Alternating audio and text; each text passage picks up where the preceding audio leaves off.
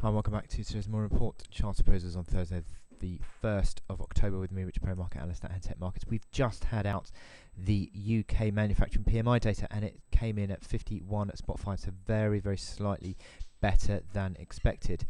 And how's this impacted on sterling? Well, it's slightly higher by around about 15 ticks, but not too significantly yet. But certainly it should be sterling supportive.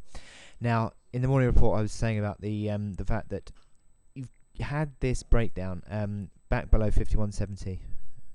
Just zooming out, you can see the importance of that support, 51.70. But you've had a 2-day breakdown below that, so theoretically I should now start getting bearish. But I just can't help but thinking this is a slowing sell-off. You've had some really strong candles at the beginning of this run, and just recently, just the candles getting ever slow, slightly less. Well, they are less bearish than they were.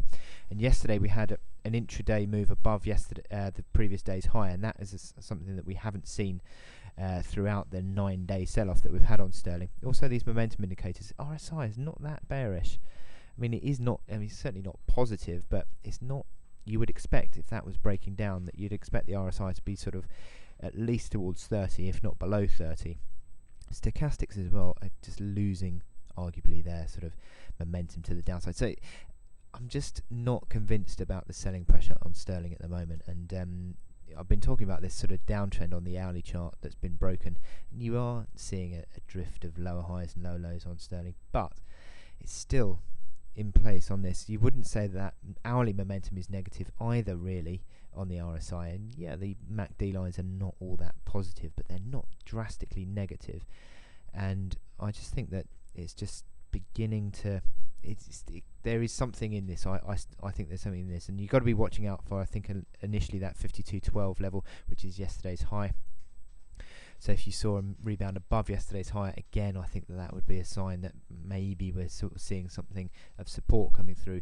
I think the main level comes in at 52.40, and again 52.85, 88, let's say, to the pip.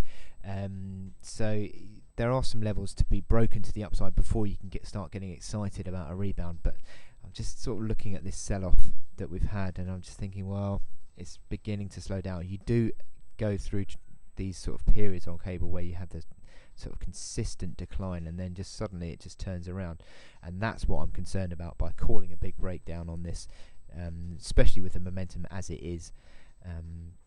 Something to just to bear in mind, I think, if you're trading on the short side today. So obviously we've got the ISM data out this afternoon, and obviously non-farm payrolls tomorrow. Two big factors which can have an impact on this chart. But I said, I'm just not convinced about the sell-off in this cable chart. But you've got to go with the trend. Unfortunately, the trend is your friend. But I think that trend may well be close to an end. Anyway, I wish you good luck in your trading, and I'll speak to you later. Thank you.